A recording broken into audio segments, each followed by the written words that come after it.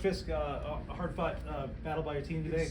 Your initial thoughts on the game, and then we'll just open it up to questions. Yeah, I'll start off by apologizing to you guys. I got lost in the building here trying to make my way up, so I know I was supposed to go first. But proud of our guys. You know, there's no moral victories in these things, but we played 2.5 quarters of really good football against these guys. Was really proud of the effort. You know, coming into this game, we talked about a number of things that we needed to do to be able to be in a football game. And I think when you're a D2 school playing in these games, you just trying to give yourself a chance in the fourth quarter and be in it. Things that we talked about was, you know, not letting the environment dictate what we do, but dictate the environment. And I thought for the most part, we were able to handle the environment here. You got to understand, D2 kids don't deal with this. It's unique for them, and so we were able to replicate that back at our place.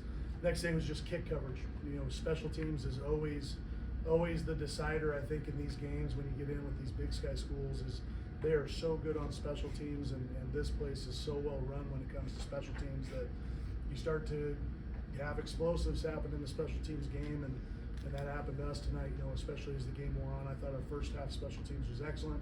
Second half we just started to break down, and you know, we have to put those starters in on special teams, and you end up grinding them down by the middle of the third. You get into that fourth quarter, and those guys are tired, and you just can't really kind of put the reserves in and go compete. And so it got to us there, and you know, we just really tried to be one play at a time tonight. I thought the kids did a great job of that until the game got out of control.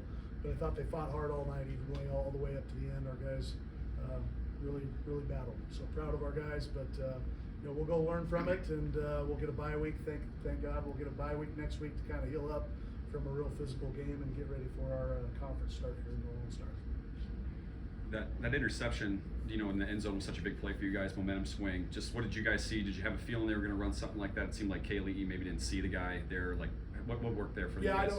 I don't know that we thought they would run that, but that's something we would run. And so our kids have seen that same scenario and really kind of that same play at practice multiple times through fall camp. So it was just kind of that's in our bag of tricks as well type of thing. So that particular kid, our free safety, Javante, he saw that play at practice enough times to be able to see it there. Then to turn it into points, just what can you say about the guys, you know, being able to do that and kind of steal that momentum? Because all of a sudden there was a lead, and you know, you guys were right in this thing.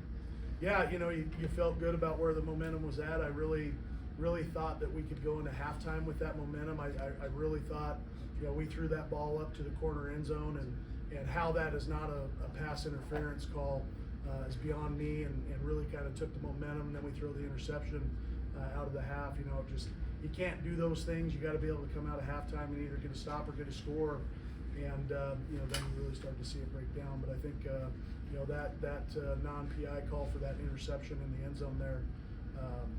You know, I'd love to hear an explanation on that. Coach, two-part question. How much of an advantage, or do you think it helped you having, you know, Mike dial up a game plan against maybe a familiar type of, you know, opponent or atmosphere, and then what was different after halftime? Yeah, I think you got to remember that when Mike worked for Coach Houck and played for Coach Houck, this is not the defense that they ran, and so Coach really started running this, I think, after San Diego State time. So, well, it's not as familiar as you think outside of maybe some of his time in the Big Sky at Idaho State and being here. But you know, we had all their games all summer long, just like they had all of our games all summer long. I know they didn't have I don't think they had our first game, but they probably did. But you know, we worked real hard at it in the summer and worked hard on Mesa to get our first victory, and so.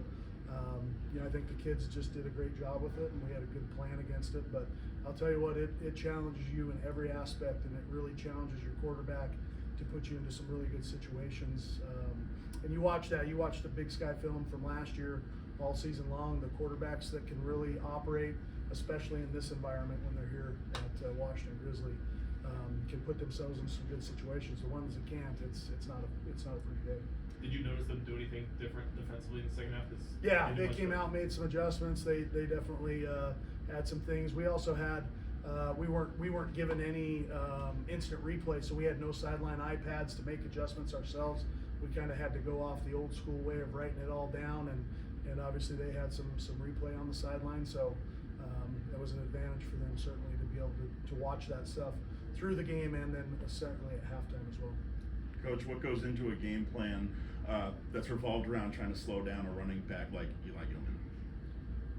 Well, I don't know. If you got the answers, you can let me know. We might be able to get that one figured out. You got to tackle. You know, we had, I don't know how many times I was, you know, I coach on the offensive side, but sitting on the defensive headset and just listening to how many first tackles he broke. And really, that to us, when we're recruiting tailbacks and we're looking at those, that's the first measuring stick, is how often can you make the first tackle and miss? Because that's where your plays are going to start to come from. And over time, through the course of the game, not only do you make one, you make two miss, and all of a sudden you're out the gate. And he's a special running back, and I would say that he was even more impressive in person than what we saw on film through the summer. And so he's a special kid. Michael Wortham did a lot, returning kicks, had a punt in there, Wildcat quarterback, led the team in receiving. Just how tough of a challenge is a guy like that to cover and bring down? Yeah, I think what also makes it tough is that it's not just him. Like, the quarterback is special, the running back is special, he's special, the tight ends are really good and physical, and so you have just kind of a multiple-headed monster there. And then, you know, you got to be able to tackle well in those one-on-one situations. But he's a special player, and I think the Grizz fans are really lucky to have him, and he'll have a big year for them. Thanks, everyone. Thanks, Coach. Thanks, guys.